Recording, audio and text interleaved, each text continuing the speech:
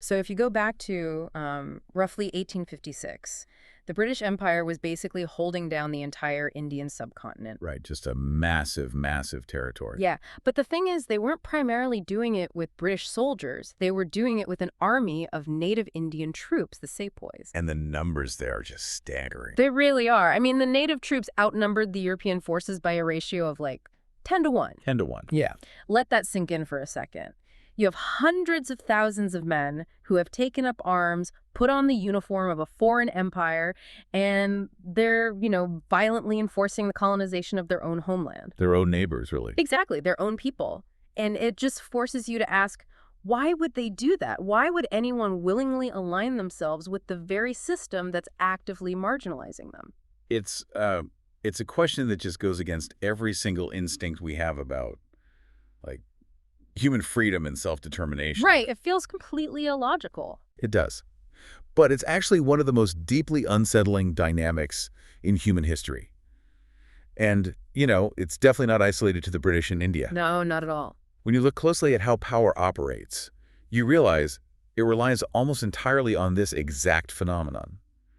The oppressor rarely has the numbers to maintain control just through sheer force. They need help. Exactly. They require the participation, the compliance, and often the active enforcement of the oppressed. And our immediate reaction when we see that, whether it's, in a history book or even a modern corporate boardroom, is usually judgment. Oh, 100%. Yeah. We view it as a moral failing, like Yeah. it's a betrayal or just inherent cowardice. But that judgment is exactly what we're stripping away today. Welcome to Today in the Hypothesis. We are taking this incredibly uncomfortable question and we are just looking it right in the eye. It's a tough one, but we have to. Yeah, we're doing a deep dive into a really fascinating multidisciplinary body of research. It's titled The Taxonomy of Strategic Assimilation by independent researcher Victor H. Sertouche, with research and synthesis carried out by Gemini.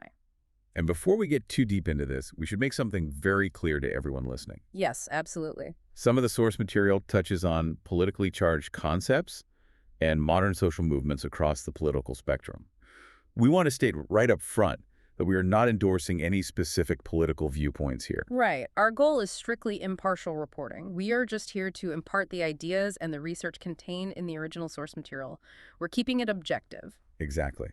And the overarching mission of our conversation today is to completely reframe how you understand oppressor identification. Because when you remove that moral judgment and you actually look at the data across like evolutionary biology, psychoanalysis, sociology, all of it, a completely different picture emerges. It really does. Yeah. Joining an oppressive system isn't a betrayal of human nature. The research argues that it's a profound, mathematically and biologically driven adaptation. A survival strategy. Yes, a highly calculated response to existential threats, artificial scarcity, and the absolute terror of social exclusion. To kind of put it in perspective for you, think about a hostage situation. We're all familiar with Stockholm Syndrome, right? That's right. The hostage trying to appease the captor to stay alive. Right, like being trapped in a bank vault. We easily understand that as a survival mechanism. But what we're going to explore today requires you to really zoom out. Zoom way out. Yeah, it's like looking at that hostage situation, but realizing the hostage-taking has been institutionalized over centuries across completely different species and into our very biology. Which is wild. And to truly grasp the mechanics of this, the research shows we can't even start with human history. Humans are, we're too complex. Too much cultural baggage. Exactly. We're clouded by narratives. If we want to understand the raw machinery of submission, we have to go back to the evolutionary blueprint. We have to look at how social creatures learned to manage conflict long before humans were around. So let's start right there. Part 1, the biological reality. Because if I'm thinking about animals in the wild, my default assumption is just survival of the fittest, right? Constant brutal competition. Right, nature red in tooth and claw. Yeah. So how does evolutionary biology explain submission to an oppressor? Well, it begins with the fundamental problem of any social species, which is resource scarcity. Whenever you have a group of animals living together, a pack of wolves, a troop of primates, or a hive of insects, you have competition. Because they all want the same stuff. Exactly. They need food, they need safe nesting sites, they need access to mates to pass on their genes. And I mean, if they just fought each other to the death for every single scrap of food, the group would literally destroy itself. Precisely. Constant, lethal, intra-group conflict is an evolutionary dead end. Your population is going to collapse within a single generation if you do that. So they needed a workaround. Right. Evolution had to engineer a conflict reduction strategy. And that strategy is the dominance hierarchy. Ah, okay. By establishing a pecking order based on, repetitive interactions, the population learns to self-organize. It creates a rigid structure where members implicitly agree to accept varying levels of power just to avoid killing each other. It's like a nonverbal treaty. The group is essentially saying, look, we all basically know who would win in a fight, so let's skip the bloodshed and just distribute the food based on that assumed outcome. That's a perfect way to put it. So what does that structure actually look like on a day-to-day basis? Because the paper breaks this down into 3 distinct biological castes, right? It does. So at the very top, you have the alphas. These are the dominant individuals. And their behavioral profile is exactly what you'd expect. Highly aggressive, right? Very aggressive, authoritative, and focused entirely on maintaining order and their own position. And in exchange for ruling, they get maximum access to everything. They eat first. They eat first, they take the safest territory, they monopolize the primates, their reproductive success is essentially guaranteed. But, I mean, an alpha can't be everywhere at once. A single wolf can't guard the whole perimeter while also hunting and sleeping? No, which brings in the second tier, the betas. The middle management of the wise. Exactly, the intermediate class. And from a sociological perspective, the betas are arguably the most fascinating group to study because of their behavioral duality. What do you mean by duality? Well, they enjoy high to moderate access to resources. They aren't eating first, but they're eating well. But their entire existence depends on acting as a buffer between the top and the bottom. To maintain their position, they have to be highly cooperative and deeply submissive to the alphas above them, while simultaneously being hyper-dominant and aggressive toward the individuals below them. Wow. Which leaves the individuals at the absolute bottom of the barrel. The omegas. Right, the subordinate class. The omegas have minimum access to anything. They get the residual scraps of food, if there are any at all. That's brutal. And they're constantly subject to displacement, meaning if a higher-ranking animal wants where they are sitting, the omega has to move immediately. So what's their behavioral profile? It's entirely built around submission. They're yield-oriented. They spend an enormous amount of metabolic energy just constantly emitting non-aggressive signals to avoid being attacked. But here's the critical insight that completely shifted my perspective when reading this. Being an omega, constantly submitting and taking the scraps, it isn't just a state of victimhood. No, not at all. It's a strategic choice. They are willfully giving up immediate resource access, yes, but in exchange, what do? They get to stay in the group. And that's everything. Because out in the wild, being expelled from the group is a death sentence. So the omega adopts this wait-and-see strategy. They tolerate the abuse because tolerating it is mathematically safer than wandering off into the savannah alone. And for this entire rigid system to work for the alphas, betas, and omegas to navigate around each other without fighting, they need an instantaneous way to recognize rank. Right, if they have to test each other every time they cross paths, the whole hierarchy fails. Exactly. They need biological cues. Which brings us to one of my absolute favorite examples in this entire body of research, the paper wasps. Oh, the Polyptes dominulus, yes. Yeah. If you've ever seen a wasp nest under your eaves, you probably didn't realize there's a highly complex, visually coded military hierarchy happening right in front of you. They're a textbook illustration of biological rank signaling. They don't have to fight to know who is in charge because they literally wear their rank on their faces. They have facial badges, visual cues, specific patterns on their faces that transmit their exact rank information to every other wasp in the hive. It's incredible. It is exactly like a human military uniform. Like an alpha wasp walks in with a 4-star general badge naturally patterned on its face, and every other wasp instantly yields. Yeah. But the obvious question, the loophole, is why wouldn't a weak omega wasp just genetically mutate to grow a dominant facial badge? If the badge gets you the best food, just fake the badge. It sounds logical, but the evolutionary cost of false advertising is catastrophic. What happens? If a wasp attempts to fake its rank, if its facial pattern signals alpha, but it doesn't possess the physical strength and hormonal backing to actually fight like an alpha, the hierarchy violently, ruthlessly corrects the lie. They attack it. Relentlessly. Yeah. The false advertiser is basically destroyed by the true dominance. You cannot fake competence in a biological hierarchy. Wow. Therefore, the drive to accurately recognize a dominant power structure to signal your true place within it and to submit to it, is woven into the very fibers of survival. Okay, so I understand the mechanics of the hierarchy, but I want to dig deeper into the why. Why is the urge to stay in the group so powerful that an animal will endure constant displacement and near starvation?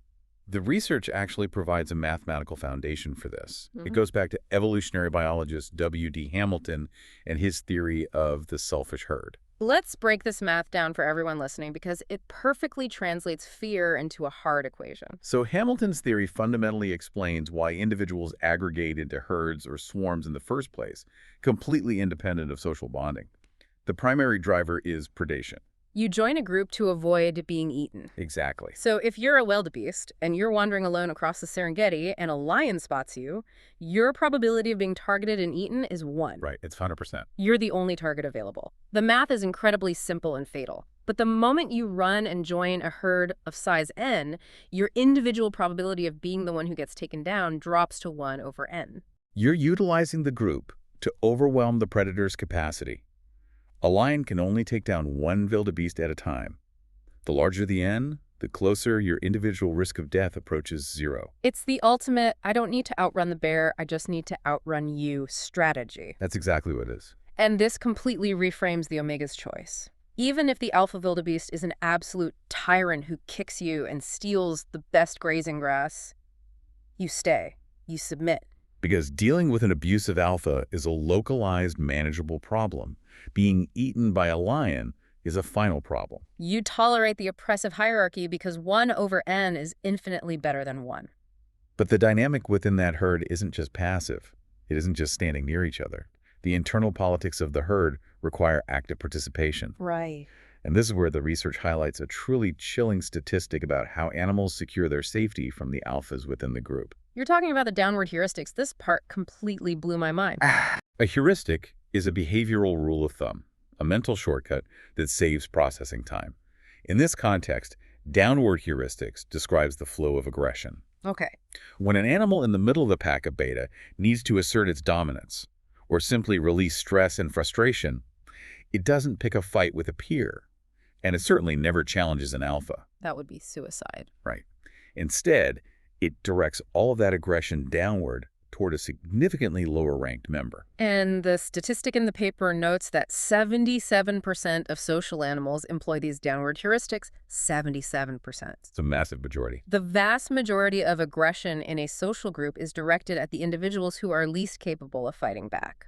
Now, if you're listening to this, I want you to think about the human equivalent. Oh, it's everywhere. Have you ever seen a mid-level manager get absolutely chewed out by the CEO, and instead of pushing back, they walk out of that office and immediately scream at an intern for a minor typo? Yeah. That is a downward heuristic in real time. And why does that happen? Because abusing those below you serves a vital biological function. It is a signal. It proves your allegiance and your utility to the dominant coalition. If you're that mid-level manager or a beta wolf, and you want the alphas to let you stay in the herd and enjoy the safety of the group, you don't fight the power structure.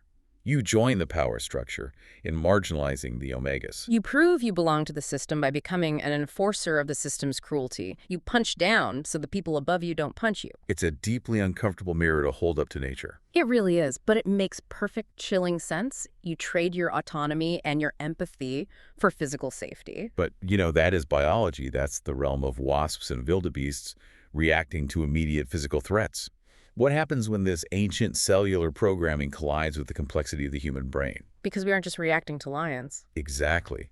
Humans possess narrative memory, complex egos, anticipation of the future, and abstract thought. Which means our threats aren't just physical. They are psychological. Yeah. And that brings us to the next layer of this deep dive, the intrapsychic shield. Moving from the physical survival of the herd into the realm of psychology and trauma. Right, the incredibly complex ways the human mind defends itself against overwhelming, inescapable threats. So where does the research start with this? It delves into psychoanalysis, specifically the concept of identification with the aggressor, often abbreviated as IWA. IWA? Yeah. This framework was pioneered by the Hungarian psychoanalyst Sándor Ferenczi in the 1930s and later refined by Anna Freud, Sigmund Freud's daughter. Identification with the aggressor. Even just the phrase sounds paradoxical. I mean, why on earth would a victim identify with the person hurting them? Because it's one of the most potent psychological defense mechanisms we possess. It typically occurs when an individual, very often a child, or a victim of systemic abuse, is trapped with a terrifying, unpredictable authority figure. So there's no escape. None. The victim's internal distress and anxiety reach a level that the brain simply cannot process. The fear of imminent destruction is too high. Wow. So to reduce that overwhelming terror, the victim's subconscious begins to adopt the behaviors, the beliefs, and the moral framework of the perpetrator. Anna Freud had a brilliant, concise way of describing the mechanics of this. She observed that individuals facing frightening authority figures try to protect themselves by turning passivity into activity. Yes. I want to linger on that phrase. What does that actually mean in practice? Well, think about the physical state of being a victim.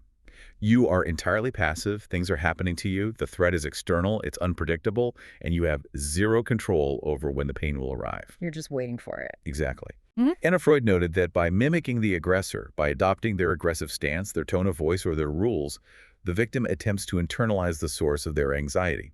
Let me make sure I'm translating this correctly. If I'm terrified of a monster, feeling like helpless prey is unbearable. But if I start acting like the monster, if I adopt the monster's logic, then the monster's actions suddenly feel less random to me. Right, because you're playing by their rules. It's almost like prophylactic aggression. I'm going to strike first, or I'm going to act tough and mean as a magical ward to keep the actual harm away. I become part of the threat to avoid being destroyed by it. That's exactly it. It provides the victim with a false but desperately necessary sense of safety and agency. The subconscious logic is, if I am identical to the aggressor will recognize me as kin and won't target me. But Sandor Frenzy explored the even darker extremes of this, didn't he? He did. Anna Freud was mostly talking about mimicking behavior. Ferenczi looked at what happens when the power differential is absolute, like a completely dependent child with a sadistic parent, or a disenfranchised citizen under a totalitarian regime. And he coined a really haunting phrase for this. The confusion of tongues. He argued that when the power imbalance is that extreme, the victim's anxiety is so absolute that mere mimicry isn't enough. The victim's ego shatters. Just breaks completely. Yes, they are compelled to, in his words, subordinate themselves like automata to the will of the abuser. Like automata, like a machine, you completely hollow out your own humanity. A profound mental fusion takes place. To survive the ongoing abuse, the victim has to completely forfeit their own agency and perception. They discard their own reality and adopt the perpetrator's viewpoint incredibly, even regarding the abuse itself. The research details two specific, tragic psychological mechanisms that make this fusion possible: introjection and dissociation. I want to break these down because they're crucial. Let's start with introjection. What's happening in the brain there? Introjection is the process of literally swallowing the attacker's image of the self. Yeah. Imagine an abuser repeatedly telling a victim, "You are worthless, you are bad, you brought this upon yourself." Introjection is the victim's mind taking that external lie and making it an internal core belief. The victim's internal monologue becomes, "Yes, I am bad. I am fundamentally flawed. I am responsible for the violence happening to me." But why? I mean, why would the human brain willingly accept the blame for its own torture? It seems so counter-survival. It seems that way, Yeah. but it's actually a desperate grab for control. Yeah. Consider the alternative. If you accept the reality that the person who holds your life in their hands is simply cruel, irrational, and acting without justification, then you are living in a universe of pure chaos. Right. You're in a state of unmanageable terror because the violence could come at any second for no reason. Oh, I see. But if you interject, if you convince yourself that you are bad and the attacker is merely punishing you justly, then the universe makes sense again. It has rules. Precisely. It exonerates the attacker and internalizes the guilt. Mm. And twisted as it is, that gives the victim an illusion of control. If I can just be good, they'll stop. Exactly. If the abuse is happening because I am bad, then if I can just figure out how to be good, the abuse will stop. It's a survival mechanism that sacrifices the self-concept to maintain the illusion of predictability. And the second mechanism is dissociation. If introjection is eating the blame, dissociation is cutting the wires to the alarm system entirely. Very well put. It's compartmentalizing the traumatic experience away from your waking memory. You sever the emotional connection to the pain so you can just continue to function in the presence of the abuser. And while both introjection and dissociation are incredibly effective at keeping the individual alive in the immediate moment, the long-term tax is devastating. The psychological toll. Yes, you survive, but you emerge with a completely disintegrated self-concept. You literally do not know who you are, what you want, or what reality is, because your original identity was overwritten by the operating system of the aggressor. Now, if you are listening to this and wondering how this applies outside of extreme childhood trauma, there is a concept in modern trauma theory that bridges this gap perfectly. Yes, the text connects IWA to the fawn response. We've all heard of fight, flight, or freeze when the nervous system is threatened, but fawn is the fourth F, and it's incredibly common.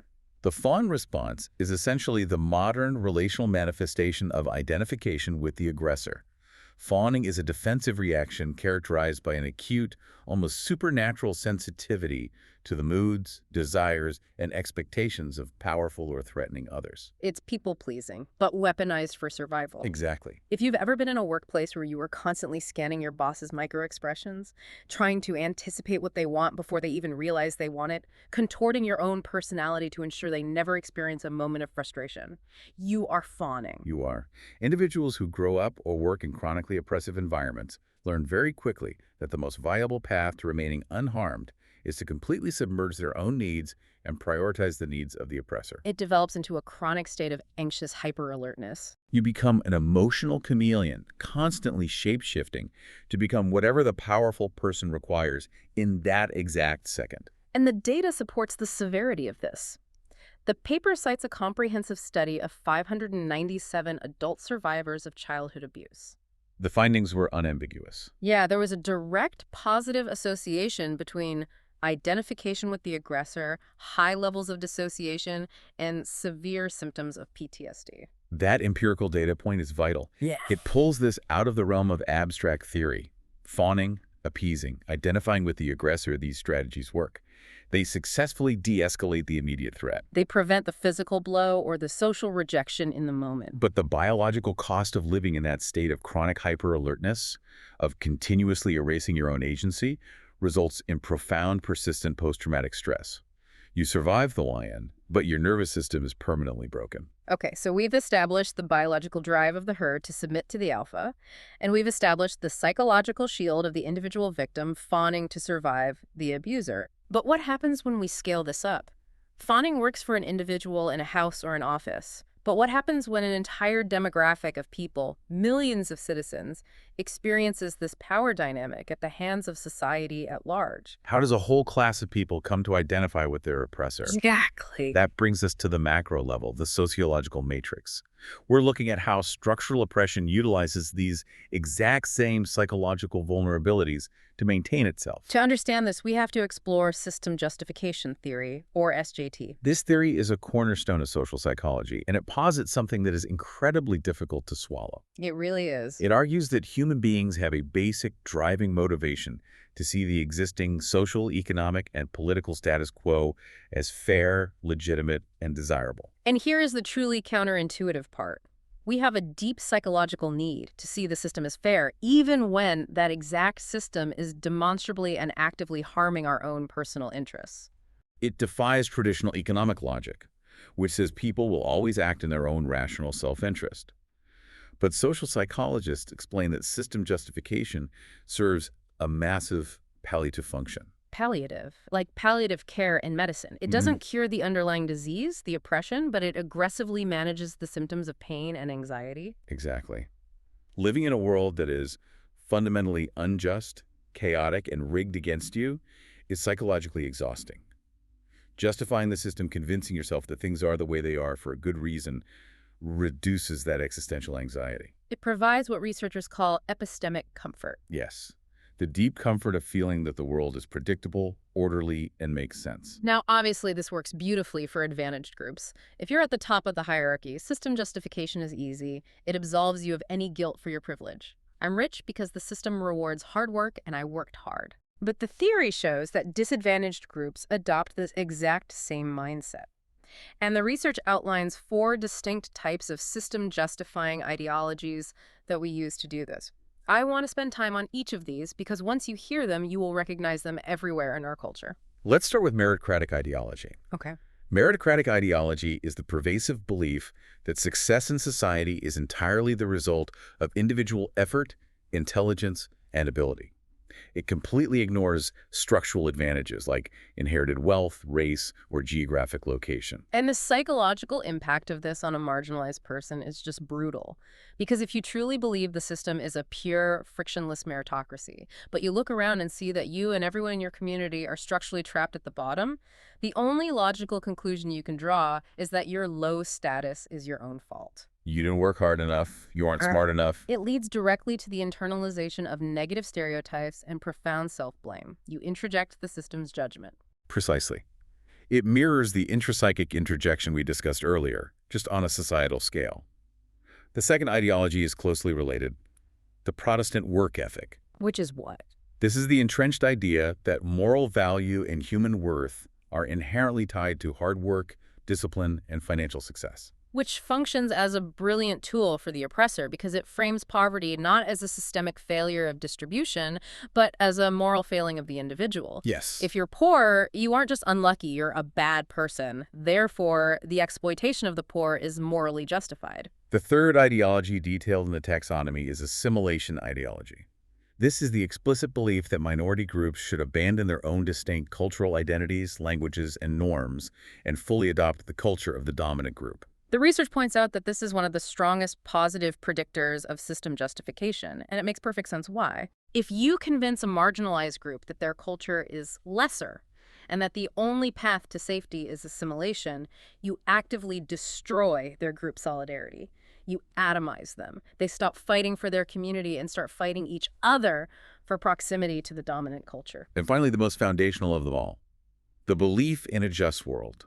This is the deep-seated cognitive assumption that people generally get exactly what they deserve in life. Good things happen to good people, bad things happen to bad people. It's karma, essentially, but weaponized. Yeah.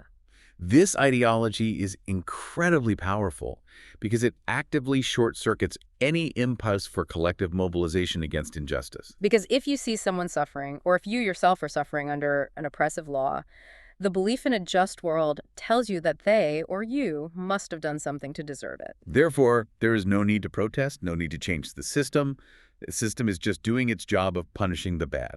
Okay, I have to jump in and push back on this. I understand the concept of epistemic comfort. I get that the world feeling predictable is a relief. But if you are at the absolute bottom of the social ladder, getting crushed every single day, why would the need for predictability override the daily visceral pain of oppression? Why wouldn't the anger at being marginalized overpower the desire for a neat and tidy worldview? You're hitting on the absolute core tension of system justification theory. Social psychologists refer to this excruciating state as ideological dissonance. Ideological dissonance. When you are a member of a marginalized group, you are constantly torn between two profoundly conflicting motives. On one hand, you have the ego motive, the natural desire to maintain a positive self-identity and to view your own group favorably. Makes sense. But on the other hand, you have the system motive, the desperate psychological need to justify the overarching system so that you can feel a baseline level of safety and predictability in the world. But those two things are mutually exclusive. You cannot simultaneously believe my community is brilliant, capable, and deserves total equality, and believe the system that disproportionately incarcerates and impoverishes my community is fundamentally fair and legitimate. Exactly. Holding those two contradictory truths creates an agony of cognitive dissonance. And to resolve that agony, to stop the mental bleeding, individuals often unconsciously choose to sacrifice their own group identity. They turn on themselves. They internalize out-group favoritism. They begin to genuinely prefer the more advantaged, oppressive group over their own. They accept existing inequality as natural because it is psychologically easier to say, I am flawed, than it is to wake up every single morning facing the terrifying, overwhelming reality that the entire world is rigged against you and there is no safety anywhere. It's a choice between self-hatred and total existential terror. And self-hatred is a quieter roommate. That's a dark but accurate way to frame it. But the cost of this palliative comfort is measurable, isn't it? The research cites a really poignant study regarding this exact dissonance. Yes. The paper references a study examining African-American college students. The researchers measured their levels of system justification, how strongly they bought into the idea that the American system was fair and legitimate. And what did they find? The results were tragic. The students who exhibited the highest levels of system justification, the ones defending the legitimacy of the system, actually suffered from significantly lower self-esteem, higher rates of depression, and greater neuroticism compared to students who recognized the system as flawed. That is heartbreaking. They're actively defending the system to satisfy their human need for certainty, but the ideology itself is a poison eroding their psychological well-being from the inside out. It's an invisible trap. It is a trap that thrives on scarcity. Mm. And when we take this sociological phenomenon and introduce the concept of extreme structural scarcity, whether that's a scarcity of resources, safety, or opportunity, we see these dynamics manifest in highly specific, often tragic intragroup behaviors. And a perfect example of this brings us into the modern workplace, specifically looking at gender dynamics. Yes, let's unpack the queen bee syndrome. This is a term that gets thrown around constantly in corporate environments and pop culture. The prevailing stereotype is that senior women who make it to the top of male-dominated fields are overly harsh, aggressive, gatekeeping, and distinctly unsupportive of junior women coming up behind them. Right. They actively distance themselves from other females. And for decades, society has viewed this through an incredibly misogynistic lens, dismissing it as innate female rivalry or using it as proof that women just can't work together. But the research analyzed here demands a complete reframing of that stereotype. It requires us to stop looking at the women and start looking at the structural environment they are operating in. The queen bee syndrome is absolutely not an innate biological rivalry. What is it then? It is a highly predictable, automated response to tokenism and artificial scarcity. Let's define artificial scarcity in this context. It means the corporate structure has implicitly or sometimes explicitly communicated that the executive table is a boys' club. They are only going to allow one, maybe two, women into the C-suite just to avoid a lawsuit or look good on a brochure. Exactly. The leadership slots for women are artificially capped by the dominant male group. Therefore, for a woman who has endured years of bias, fought her way through the ranks, and finally secured that single token senior management spot, the arrival of a junior woman is not perceived as an opportunity for mentorship or solidarity. It's perceived as a threat. Quite rationally within that rigged system, yes. It's a direct existential threat to her own precarious position. There's only one chair and someone else is eyeing it. So how does she survive? She engages in system justification. She emphatically highlights her differences from other women. She assimilates entirely into the prevailing male cultural norms. She adopts their communication style, their aggression, their priorities. Right. By gatekeeping the junior women and acting like the male majority, she is securing her beta status within the alpha male hierarchy. She's doing the exact same thing the betas do in the biological model, cooperating with the superiors above her and dominating the inferiors below her to maintain her access to the resources. It's a survival strategy dictated by the rules of the oppressor. And this specific dynamic, the act of negotiating with an oppressive patriarchal structure for individual survival, is captured brilliantly by a theoretical framework introduced by the scholar Dennis Candioti. Oh, yes. She termed it the patriarchal bargain. The patriarchal bargain. I think this is one of the most clarifying concepts in the entire research file. It describes the specific, calculated strategies and coping mechanisms that women employ to maximize their own security, their life chances, and their limited autonomy, all within the strict, inescapable bounds of sex-based oppression. The operative word there is bargain. It is a rational negotiation under duress. These women are not brainwashed. They know what's happening. They recognize that the patriarchal system they live in is currently too entrenched, too violent, and too powerful to dismantle through individual resistance. Open rebellion wouldn't change the system. It would just result in their own destitution, ostracization, or physical harm. So they bargain. They trade certain fundamental freedoms in exchange for specific, tangible securities. And what's fascinating is how the research walks us through the variations of these bargains. The terms of the deal change wildly depending on the cultural, agricultural, and economic structures of the society. I want to explore these variations because it highlights just how adaptable human beings are when backed into a corner. Let's start with what Candioti calls classic patriarchy. Where do we see this, and what are the terms of the bargain? Classic patriarchy has historically been common in regions like the Middle East, South Asia, and parts of East Asia. In this system, the primary mechanism of control is the extended kinship network and absolute senior male authority. Okay. Women's lives are strictly confined to the domestic sphere. They have no economic independence, no property rights, and they are entirely subordinate to their fathers and then their husbands and eventually their senior sons. So if you're a young woman in that system, you have zero leverage. You have no money, no mobility, no voice. What are you possibly negotiating with? You're negotiating with time, compliance, and reproduction. The young woman's survival strategy relies on extreme docility and total submission to the authority of her husband and, crucially, her mother-in-law. The mother-in-law holds the power. Yes. Her goal is to produce male heirs and secure her indispensable status within her husband's family structure. The unspoken bargain she makes with the patriarchy is this: I will submit to absolute degrading authority now as a young, powerless daughter-in-law in exchange for the societal promise that one day, when I am older and have sons of my own, I will be granted authority and power over my own daughters-in-law. Wow. It is a multi-generational pyramid scheme of oppression. It really is. You endure the omega status in your youth, swallowing the abuse, solely fueled by the promise that if you survive long enough, you'll eventually achieve beta status and get to oppress the next generation of women coming in at the bottom. The system sustains itself by turning the victims into future enforcers. Now, contrast that with a completely different economic structure analyzed in the text: sub-Saharan polygyny. How does that one work? Here, the societal dynamic is driven by men's heavy dependence on women's agricultural labor. Because the women are the ones actively working the fields and providing the essential economic output, their survival strategy and their bargain look very different. Because they actually have a point of leverage. Their labor has tangible value that the men need. Exactly. Because of that leverage, their bargain is more transactional and less tied to long-term submissive promises. They can negotiate more directly for specific land rights, access to resources, or wages. So it's more of a direct economic exchange? They still exist within a patriarchal framework, but the terms of their assimilation are dictated by their economic utility. And the research also touches on a very modern iteration, the neoclassical bargain, which is often tied to marriage migration. This intersects patriarchy with global economic disparity and immigration policy. Right.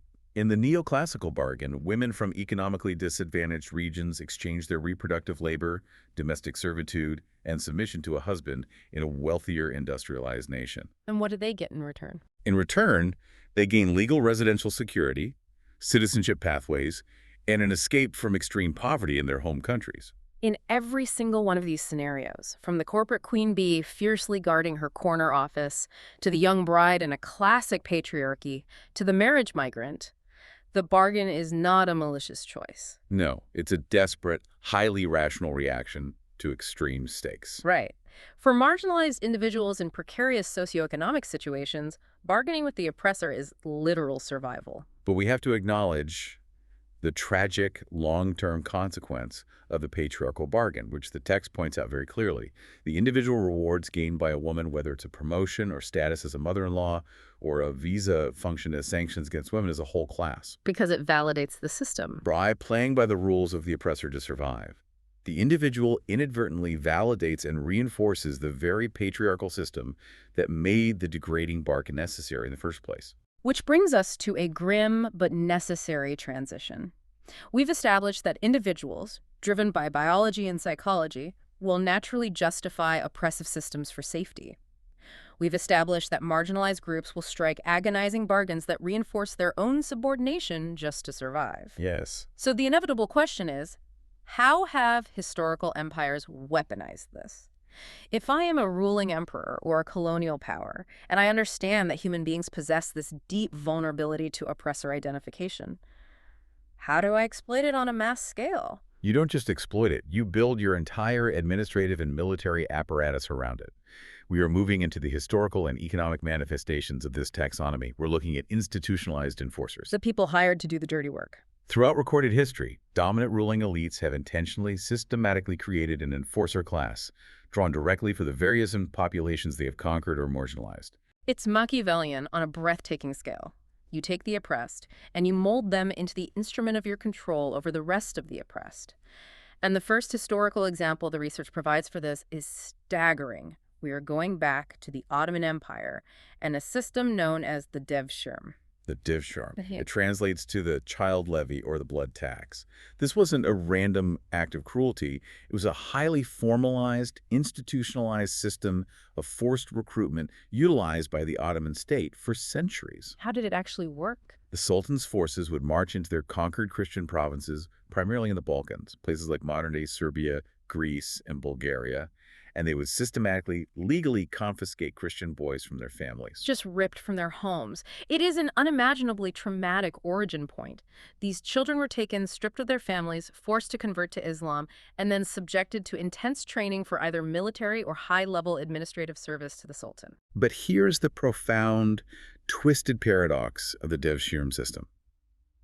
This horrific trauma provided a path to elite status that was completely, utterly impossible for those boys to achieve if they had stayed in their home villages. That paradox is the absolute crux of the oppressor's strategy, isn't it? It is. The Ottoman state took these traumatized children, entirely isolated them from their geographic and cultural roots, and immersed them in Turkish language, Islamic theology, and rigorous martial arts. And then what happened to them? The most physically gifted became the Janissary Corps, the most feared elite military unit of the empire. The most intellectually gifted were sent to the palace schools and became high-level government ministers. From a legal standpoint, they were slaves to the state. They were considered the literal property of the Sultan. But practically speaking, they achieved immense earth-shaking power. Unbelievable power. We are talking about boys who grew up to be provincial governors, grand viziers running the empire, and top-tier military commanders.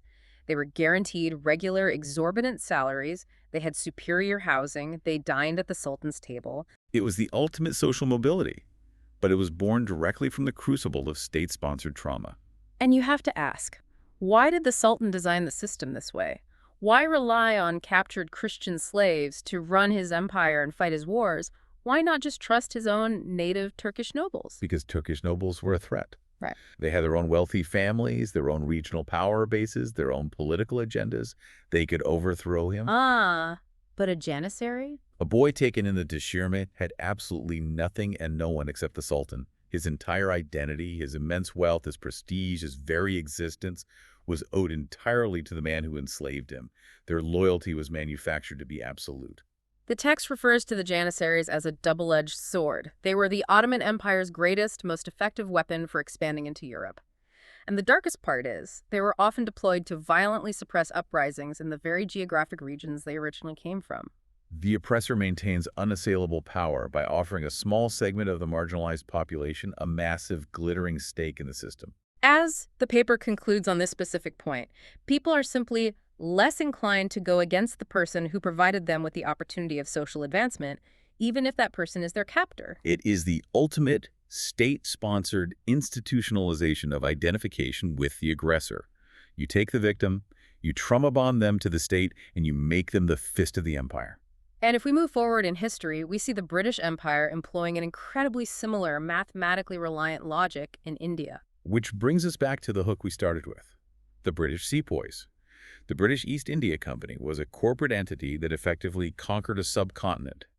They needed massive manpower to defend their trade routes, suppress rebellions, and expand their borders. But shipping tens of thousands of British soldiers across the globe was prohibitively expensive and logistically a nightmare. So they recruited locally. They built an army of native Indian soldiers, the Sepoys. And the scale of this reliance is breathtaking. The data point from 1856 shows that native Indian soldiers outnumbered European troops in the East India Company by a ratio of 10 to 1. The entire British colonial project in India was entirely dependent on the colonized population holding a gun to the head of the rest of the colonized population. Now, why would a sepoy agree to this bargain? Because it was a bargain. For a young Indian man, military service to the British provided reliable wages, consistent food, a pension, and an elevated social status within a highly stratified, impoverished colonial society. It was the 1/n math of the herd, modernized. Exactly. But the British didn't just passively hire these men and hope for the best. They actively, maliciously manipulated their identities to ensure control. The research highlights how colonial powers leverage ethnic, religious, and caste rivalries to maintain dominance. It's the classic divide and conquer strategy. How did they apply that to the army? The British intentionally structured sepoy regiments to mix, or sometimes deliberately segregate, different groups. They played on existing tensions. The taxonomy notes this wasn't unique to India. The British did this everywhere. They favored Greek Cypriots over Turkish Cypriots when it suited them, or elevated Tamils over Sinhalese in Sri Lanka to staff the colonial bureaucracy. You purposefully ensure that the marginalized populace is so deeply fractured, so paranoid, and so busy fighting each other for the scraps of colonial favor that they must rely on the British authority as the ultimate arbiter and manager of conflicts. You make yourself indispensable by creating the chaos you claim to manage. But the Sepoy collaboration was ultimately fragile. It was a transactional bargain, and bargains can be broken. The history of the Sepoys tells us something absolutely vital about the limits of strategic assimilation. In 1857, the system snapped. The Sepoy Rebellion, also known as the First War of Indian Independence, exploded across the subcontinent. And the catalyst for that massive, bloody rebellion is so telling. It wasn't a sudden intellectual awakening to the abstract macroeconomic evils of British imperialism. It was a highly specific, visceral threat to their core identity. Yes, the introduction of the new Lee-Enfield rifle cartridges. The rumor rapidly spread among the troops that these new paper cartridges, which the soldiers had to physically braid open with their teeth to load their rifles, were greased with animal fat. Specifically, a mixture of cow and pig fat. For the Hindu soldiers, the cow is sacred. For the Muslim soldiers, the pig is strictly forbidden. Forcing them to consume this grease was a profound, irredeemable violation of their religious purity and cultural identity. The British, either through staggering ignorance or calculated malice, had crossed an invisible line. Suddenly, the transactional bargain, the wages, the pension, the status, was outweighed by the threat of total spiritual and cultural erasure. The cost of assimilation became too high. And when an oppressor's enforcer class finally rebels, the retaliation from the oppressor is rarely just about restoring order. It is apocalyptic in its cruelty. Because they're terrified. Exactly. It is driven by the sheer terror the elite feels when they realize how precarious their 10-to-1 disadvantage truly is. The British response to the 1857 rebellion included forms of execution designed not just to kill the rebels, but to psychologically and spiritually annihilate them. The text mentions a practice called the devil's wind. I had to pause and walk away when I read this section of the research. It's horrifying. The British executed suspected mutineers by strapping them, alive, to the mouths of heavy cannons and firing. The physical intention was obvious, but the psychological intention was demonic. By completely obliterating the physical body, blowing it to pieces, the British were intentionally denying the victims the proper funeral rites required by their faiths. They were attempting to deny them spiritual entry into the afterlife. It was an execution of the soul, meant to send a message of absolute, unchallengeable terror to anyone else considering breaking the bargain. From the military enforcement of the Sepoys, the text then shifts our focus to economic enforcement. How ruling elites use minority populations, not as soldiers carrying rifles, but as financial buffers carrying ledgers. This introduces the sociological theory of middleman minorities. This is a fascinating and often tragic economic dynamic. The paper lists historical examples like the Jewish populations in medieval and early modern Europe, the Chinese diaspora populations in Southeast Asia, and Indian populations in East Africa. Right, and these specific groups often found themselves filling a very specific economic niche in what sociologists call the status gap. To understand the status gap, picture a highly stratified, often colonial or feudal society. At the very top, you have a tiny, dominant ruling elite. At the very bottom, you have the massive, impoverished, disenfranchised peasant or working class. And the elite need commerce to happen. They need trading, money lending, tax collection, and labor contracting to generate wealth. But they view these commercial activities as beneath them, or they simply want to avoid the friction of directly interacting with the resentful masses they are exploiting. So they allow, or sometimes actively invite, a distinct ethnic or religious minority group to occupy that intermediate space. They become the middleman. I think of it as a human shield for the economy. These middleman minorities are granted a degree of entrepreneurial liberty. They are allowed to become the visible face of commerce. The local shopkeepers, the grain brokers, the moneylenders, the tax farmers. And because of this, they often reap tangible financial benefits. They achieve a level of middle-class stability. But there is a massive, inherent, terrifying risk factor built into the deal. The risk is systemic scapegoating. Because the middlemen are the visible, everyday point of contact for the impoverished masses. All the resentment, all the anger about the crushing economic conditions, the high prices or the heavy taxes, is deflected away from the invisible ruling elite. It is directed right at the middleman minority. They are the ones demanding the rent. Therefore, they become the villains. And when the economy inevitably crashes, or a famine hits, or political instability threatens the elite, the rulers simply step back, feign innocence, and let the enraged masses attack the visible stranger minority. It is a terrifyingly effective system of misdirection. And the crucial point the research makes is that the middleman minorities are not naive. They know exactly how precarious and conditional their position is. They know they are human shock absorbers. And that knowledge dictates their entire societal strategy, which the text describes as adopting a sojourner orientation. A sojourner is someone who views themselves as a temporary resident, even if their family has lived in a region for generations. Because they know the elite will eventually abandon them to the mob, they maintain an intense, persistent attachment to an ancestral homeland. They show a marked reluctance to fully assimilate culturally into the dominant society, often maintaining strict intergroup marriages and separate educational systems. They cling to their internal solidarity because experience has taught them their acceptance is purely conditional on their economic utility.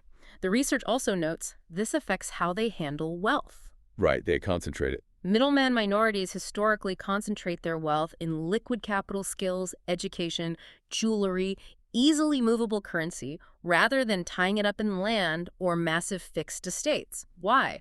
Because they know they might have to flee in the middle of the night when the pogrom starts. It is, as the taxonomy frames it, a financial patriarchal bargain. You serve the dirty commercial needs of the ruler in exchange for temporary survival, but you live your entire life waiting for the other shoe to drop. We have spent the last hour looking at how individuals bargain for power and how groups bargain for economic or physical survival. But as we move into the final and most intense sections of this deep dive, we have to ask a darker question. What happens when the oppressor's demand goes beyond your labor, your sword, or your tax money? What happens when the oppressor demands the total, unequivocal erasure of your internal identity? This takes us into part 5 of our conceptual journey. Identity erasure and the extreme frontier. We are moving away from transactional survival, where you keep your mind but give your labor, into the realms of religious extremism, cult dynamics, and the absolute darkest moments of 20th century history. Up until now, the bargains we've discussed made a grim sort of sense on a ledger. But what about when the demand is total psychological surrender? Exactly. Where does the paper start with this? The research explores this extreme frontier by first examining a historical phenomenon known as the zeal of the convert. Throughout history, when an expanding empire conquers a new territory, fully integrating into that new oppressive structure often requires a radical public transformation of identity, most visibly executed through forced religious conversion. Converting by the sword. The text points to massive historical shifts. The expansion of the Roman Empire, the brutal crusades in Europe and the Middle East, the forced baptism of Jewish populations in the Visigothic kingdom. When a new absolutist regime takes over, they don't just want your taxes. Yeah. They demand religious uniformity because it is their primary tool for projecting absolute, unchallengeable power. You must publicly bow to their God to prove you submit to their earthly authority. But the psychological strain placed on the forced convert is immense. It isn't enough to simply undergo the ritual. The oppressed must continuously perform their newfound loyalty. And this dynamic leads to a deeply counterintuitive phenomenon where the new convert, acting out of sheer terror, often exhibits a zeal, an aggressive fervor for their new faith, that actually exceeds the piety of the lifelong native believers. Which seems so backwards, but it makes sense when you look at the pressure they're under. I want you to think about how exhausting that existence is. If you're a forced convert, you can't just quietly attend the new temple and blend into the back row. You have to be the loudest voice in the choir. You have to be the most aggressive, the most orthodox, the most judgmental believer in the room. Because you're trying to prove something. Exactly. Because as a former outsider, you are constantly under suspicion. The dominant group is watching you. You have to continuously, aggressively signal your total abandonment of your old identity, because any slip, any moment of hesitation will be interpreted as treason. The research highlights the Spanish Inquisition as a prime, terrifying example of this. In the 16th century, the Spanish Catholic authorities launched relentless, terrifying campaigns against the group known as the Moriscos. Who are they? These were populations of former Muslims who had been violently forced to convert to Christianity following the Reconquista. But the Spanish authorities didn't trust the conversions. They knew they were forced. So they launched the Inquisition to root out any lingering Muslim practices, checking what kind of meat they ate, what language they spoke at home, how they washed. This forced the Moriscos into a torturous psychological state of syncretism. They had to violently, perfectly project Catholic orthodoxy in the public square. They had to attend Mass, eat pork publicly, and outwardly condemn their former faith. But simultaneously, they were desperately trying to hide their true Islamic faith, their true selves, in the absolute darkest, most secretive corners of their private lives, just to maintain a shred of internal identity while surviving the hostility of the dominant society. This systemic coercion, the forced, violent reshaping of an individual's core reality under the threat of death, seems like ancient history. But the taxonomy points out that we can observe these exact, identical psychological mechanisms operating today, right now, by studying modern cult indoctrination. Cults are essentially microcosms of totalitarian regimes. They utilize the same playbook of oppressor identification. The research breaks down how cults masterfully leverage social, emotional, and cognitive processes to completely overwrite an individual's identity. It almost always starts with a phase called love bombing. Love bombing. The cult members overwhelm the target with intense affection, validation, and a profound sense of belonging. They identify exactly what the person's missing: community, purpose, love, and provide it in massive, intoxicating doses. But the love bombing is a trap designed to facilitate the next phase: rapid, intense isolation. Once the target feels dependent on the group for that emotional high, the cult begins to sever their ties to the outside world. They demand the target cut off contact with family, friends, and outside information sources. The target is now entirely dependent on the cult for their reality. And then comes the pivot, the fear appeal. Once isolated, the cult leadership introduces a massive threat: an impending apocalypse, a demonic conspiracy, or simply the threat of losing the love they just received. And crucially, they position the cult leader as the absolute only source of safety from that threat. This creates a gradual but relentless escalation of commitment. The target starts making small sacrifices, then larger ones. And here is where the psychological trap of cognitive dissonance locks shut. Once a person has compromised a major piece of their identity or their life for survival within the group, once they have legally disowned a family member or given away their entire life savings or participated in an abusive act, the psychological pain of admitting to themselves that they made a mistake is unbearable. To maintain their psychological equilibrium, to avoid a total mental collapse, they have to rationalize the abuse. They double down. They deepen their zealous commitment to the group to justify the horrific sacrifices they've already made. The oppression becomes their self-generated reality. Which brings us to the final and most extreme frontier of this research. We must approach this specific historical reality with deep solemnity and care. The text examines the ultimate, most horrifying manifestation of oppressor identification in the self-administration system designed by the SS within the Nazi concentration camps of the Holocaust. It is the darkest example imaginable of how systems can weaponize the human instinct for survival. In the camps, the SS created an administrative structure where they intentionally delegated the day-to-day supervision, the physical torment, and the micro-administration of the prisoners to other prisoners. These prisoner functionaries were known as capos. The SS designed a strictly hierarchical camp structure that intentionally sadistically forced victims to actively participate in the victimization and destruction of their own group. We need to try and understand the precarious situation of the capos.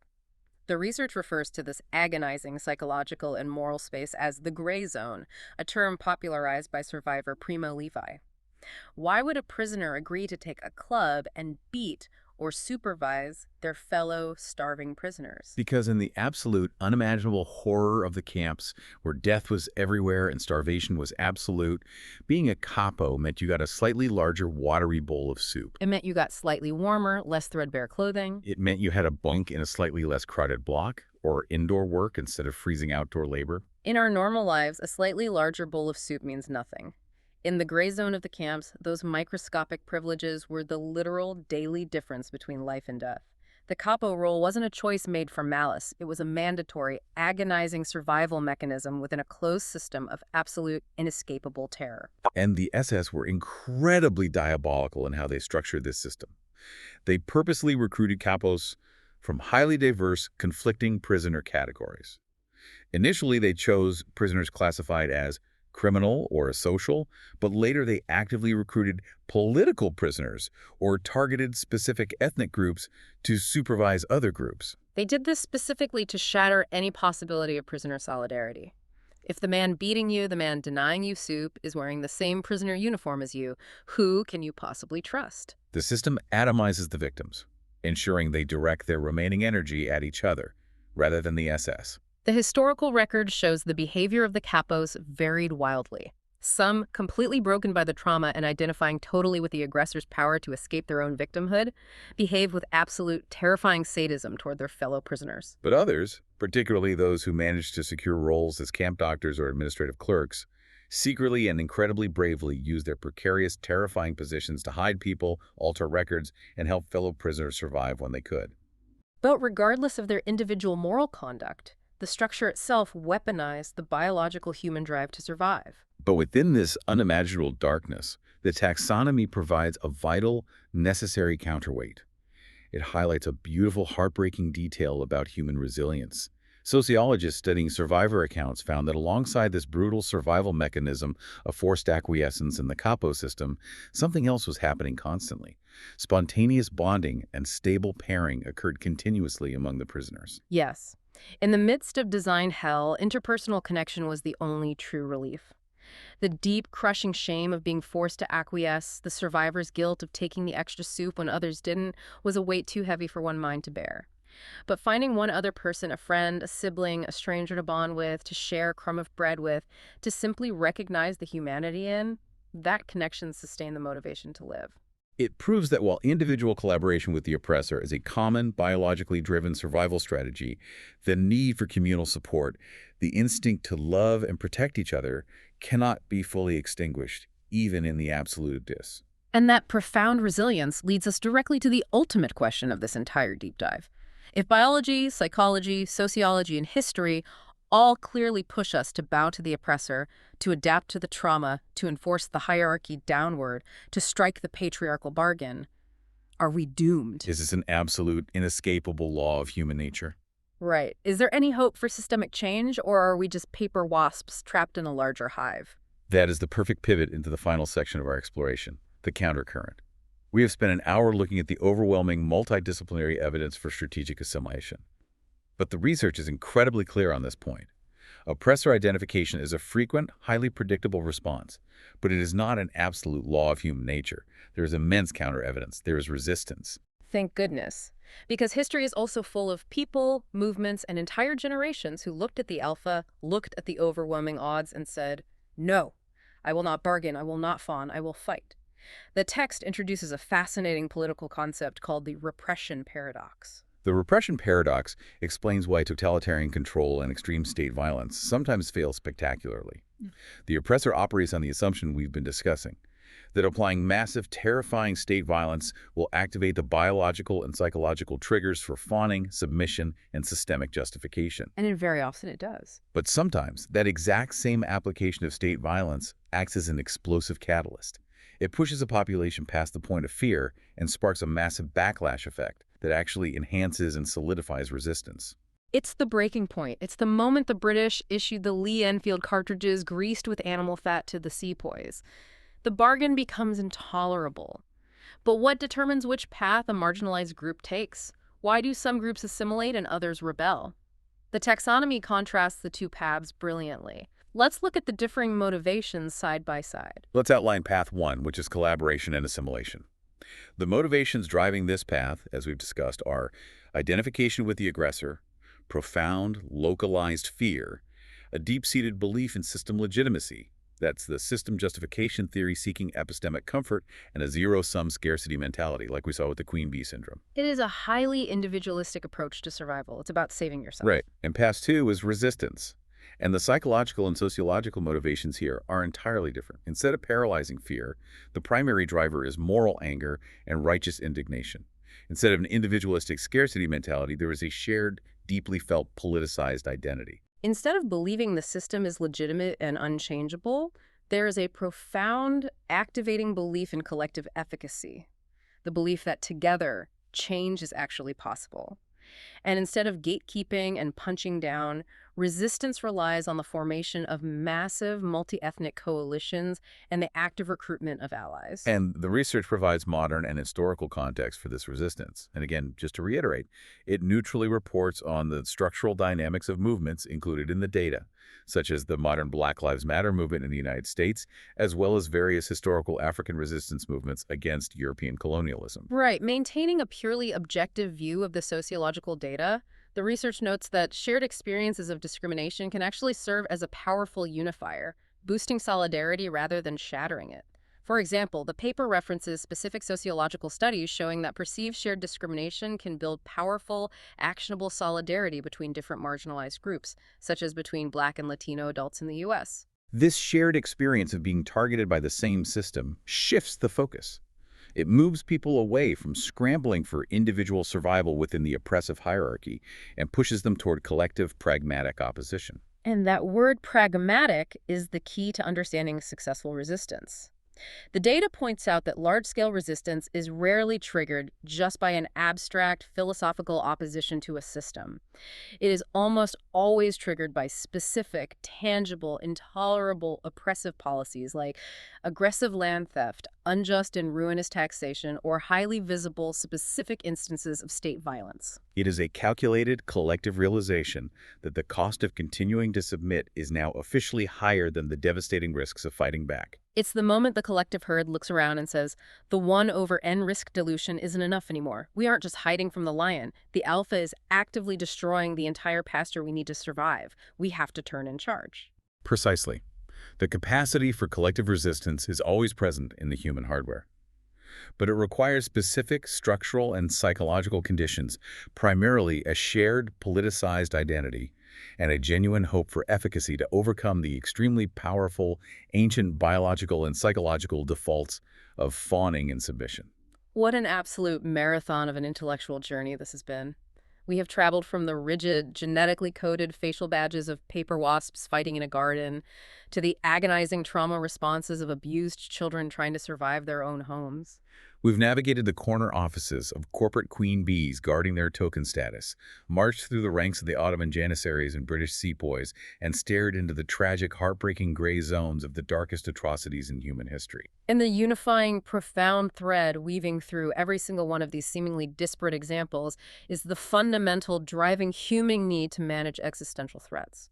The behaviors that look from the outside to a casual observer, like betrayal, moral weakness, or cowardice, are almost always, upon closer inspection of the data, desperate, highly calculated adaptations for survival in a world defined by extreme power imbalances. It is a heavy, challenging realization. It forces you to rethink a lot of history and a lot of current events, Yes. but it also profoundly shifts how we view the world and how we view each other. It replaces snap moral judgment with a deep, unsettling understanding of just how deep the scars of systemic inequality really go, right down to our biology.